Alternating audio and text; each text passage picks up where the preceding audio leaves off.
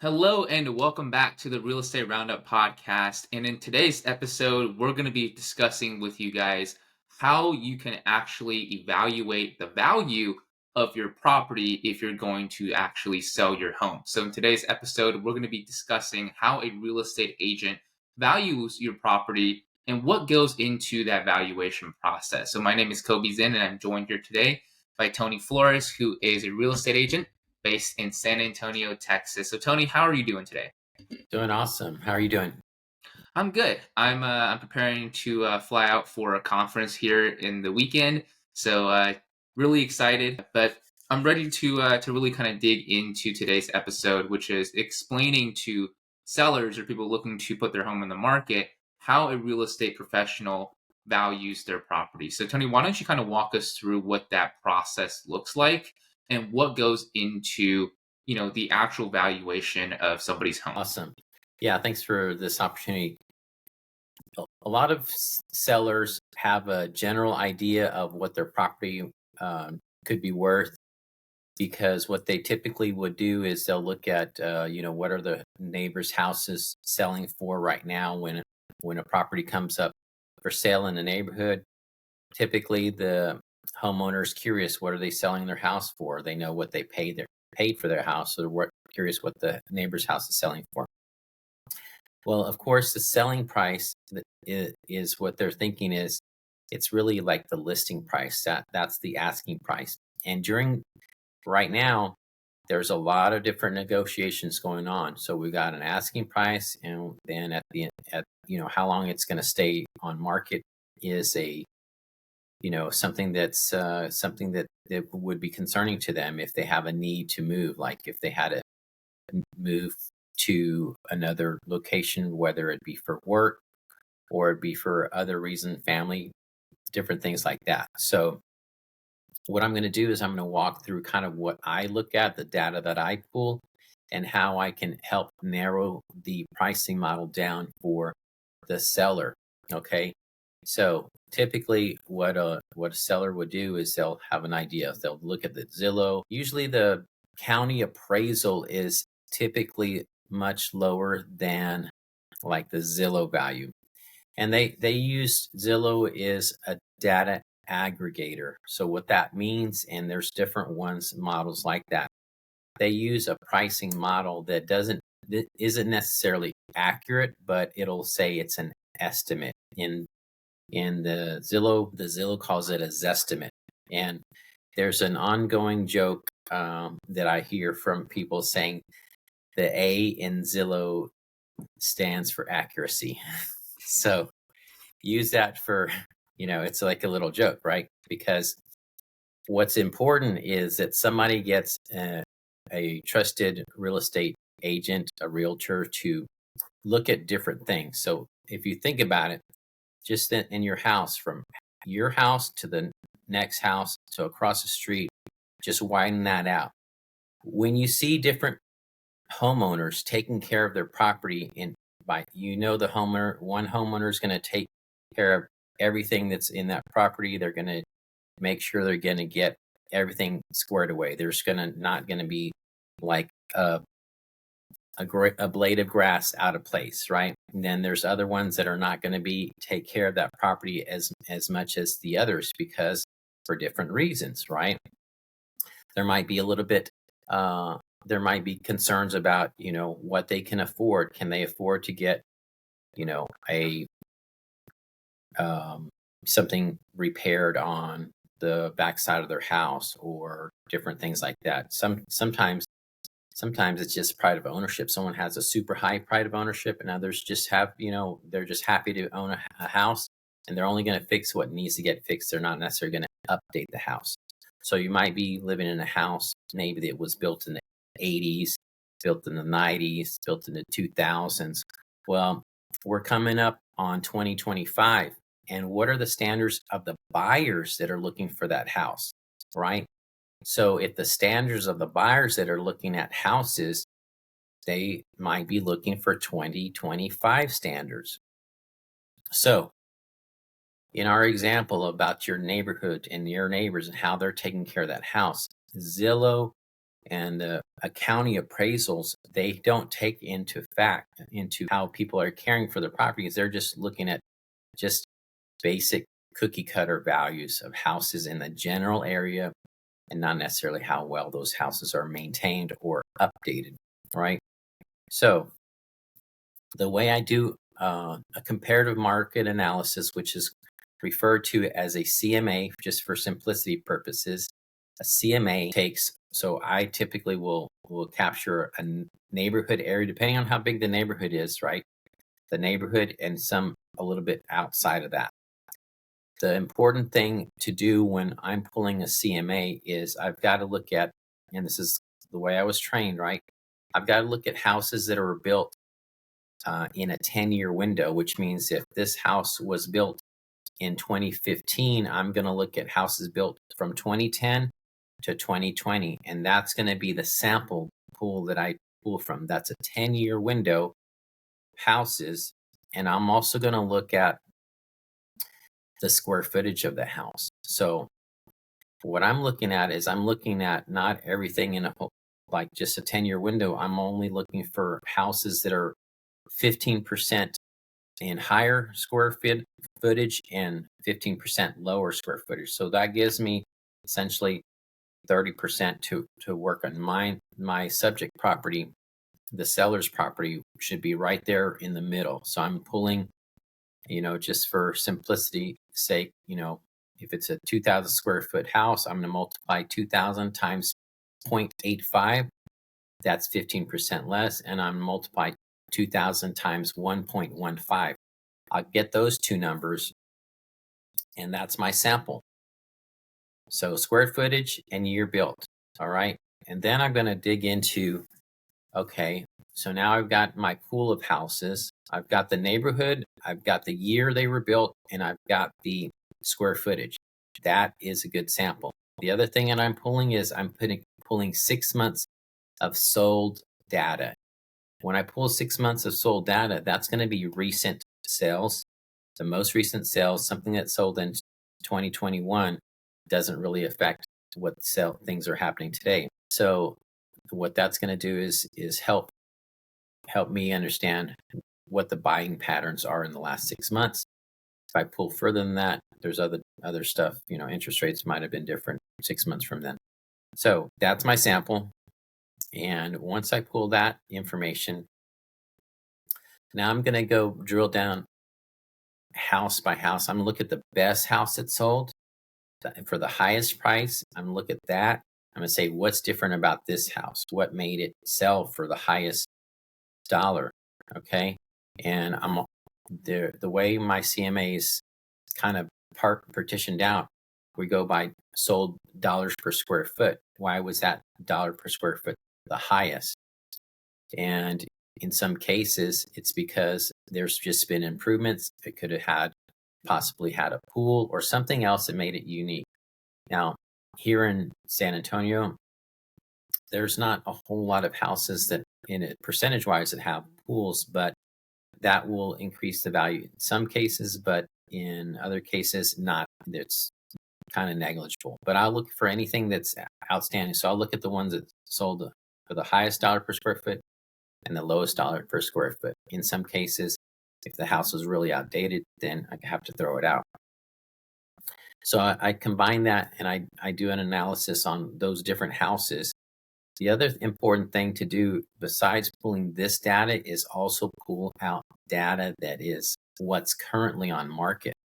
Because if you think about it, if you're buying a house, you're going to shop by comparison. You're going to say, okay, what am I getting for my dollar value? I have a price point and I have, I want to have a 3-bedroom or 3 or 4 bedroom.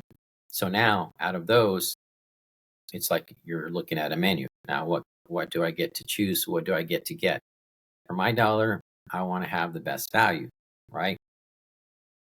Consumers naturally shop that way. So I'm going to look at, those values of what it should be valued at for its square footage. And I'm also going to say, okay, now if we price it at this price point, what is being offered at that price point?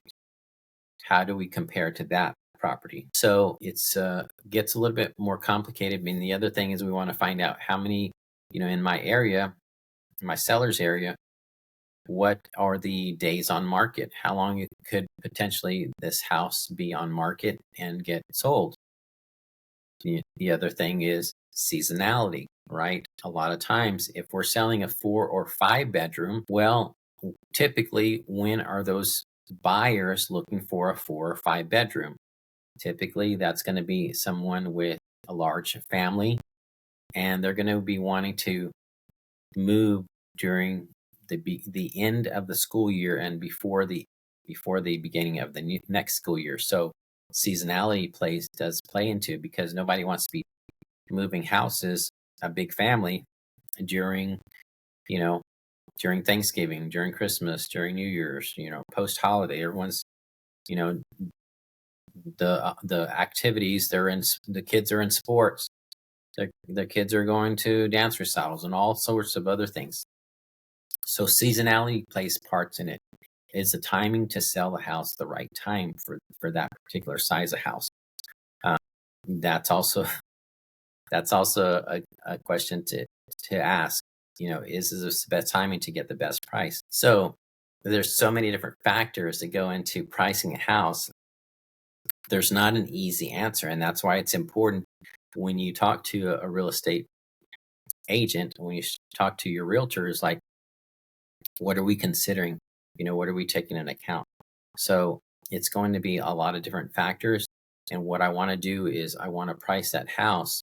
If it's the seller's desire to get it sold sooner rather than those other ones that are existing on market, if we're going to market, my goal is to, of course, make it easy for the seller, and making it easy typically means making it priced appropriately, priced right for the market, and we get out of the gate really good. We have a good value for the house, and we get lots of, we capture all the potential sellers. All of them go to this house the first weekend, and we can create a opportunity for them to hopefully bid up the property, and that's really the goal. So pricing the property for its square footage, it's the year built, and also compared to what's on market is super important. Pricing it to where we're going to capture attention and get any potential buyers in there on the first weekend is super important, and that's kind of my goal. So that's pretty much how I do an evaluation, and if there's any staging or if any decluttering, so we'll have those conversations as well. What can we do to make the house most appealing? Is certainly something that we have different conversations about, and there's different ways to do it. Right. And then if you guys want just more information on staging and different ways that your real estate professional can actually make your home, or give you advice on how you can, upgrade your home and what are the best returns on your investment, we have done an episode on that before. So make sure to go check out that video to get your best tips. But just to kind of recap a little bit, right? So what you mentioned, Tony, is, when it comes to properly, valuing your home, then, it doesn't just kind of look at, like one or two things, right? You are pricing the property based on subject properties and comparable properties. So the subject property is the one that you're trying to price, and then you're looking for other properties in and around the area, right, that have been sold recently that are similar to the property that you are trying to price correctly as well. Mm-hmm. So that way you can find out, pretty much what are the consumers, right? What are the buyers out there willing to pay, and what they have already paid for. So you're using existing data that is pretty much happening lifetime in the marketplace, right? So that is something that I think is that, Zillow can't necessarily do, because they're just kind of looking at it from, a big, kind of overview point of view, right? Versus what professional does. Yeah. Right. Versus what a professional does, right? They do it where it's very, you are in the trenches every day. So you're looking at kind of live time data that's happening, because things can change, right? From, 1 week to another, like you mentioned with interest rates. Yeah, for sure. Yeah. So it's really can get into the nitty-gritty in pricing the home, but that's kind of what I try to do on the front end. So, and I let the seller know we'll walk through all the ones that are sold, and we'll walk through all the ones that are still available. And in some cases, we'll actually, see if we can walk one or two of the properties. Have done that before as well, and just to kind of get an idea when people are going to be shopping your house. Let's take a look to see what they're going to be shopping against and how we're pricing it compared to them. Right. So those are all actually really great strategies, right? So for a lot of people who are considering maybe selling their homes themselves, right, for sale by owner, it's a lot Mhm. of right. There's a lot that goes into actually pricing your property correctly. So right, if you don't do this on a daily basis, you may not have the data or the just the know-how as far as how to actually get every single piece of it as close to accurate as possible, right? So that is one thing to bring up as well. So just kind of, one other question I think people might have is, the difference between, like you mentioned earlier in the podcast, asking price and actually selling price, right? So there's a difference between like the actual list price and the sale price. It's sometimes it could be the same. Sometimes they're, they could be different. Most of the time they are, right? Because of Mhm. negotiations. So I think for sellers out there to understand the difference between the two, because what they're seeing on, like, if they're looking at the MLS, right, they're seeing the listing price, right, but they may not be able to see the sale price of the property. Right. And even the sale price. So yeah, it just depends on timing wise, right? When 2021 prices were selling much higher than the asking price, right? Now, right now they're typically selling lower because why? The interest rates have gone higher, and but right now the people that paid 40, 50, 60,000 more than those houses were asking for at that time, they might not have equity right now. So they might have bought at a lower rate, but maybe they're underwater as far as equity. So right now, someone can get a better. Typically, they'll get a better price than the than maybe the asking price. And they can certainly refinance the rates if they go lower. So there's lots of different options, and with when I'm working with sellers, what we can do is we can offer different incentives. Instead of lowering the price, we can offer credit towards the interest rates, and that's going to help make it more affordable for more people. So just getting creative on the offers instead of automatic price drops is also a good strategy as well. Yeah, exactly. So I think that was a really good recap of what a real estate professional does for their seller clients, and probably one of the most important parts of actually selling a home, which is pricing it correctly and valuing it correctly as well. So if you guys have any questions, if you guys want Tony to take a look at your property, if you're looking to put it on the market as well, make sure to reach out directly to Tony. In his contact information is in the description of this video down below. But other than that, appreciate you for sharing that with us today, and appreciate you tuning in. And we'll see you in the next show. Take All right, care. thanks a lot. Take care.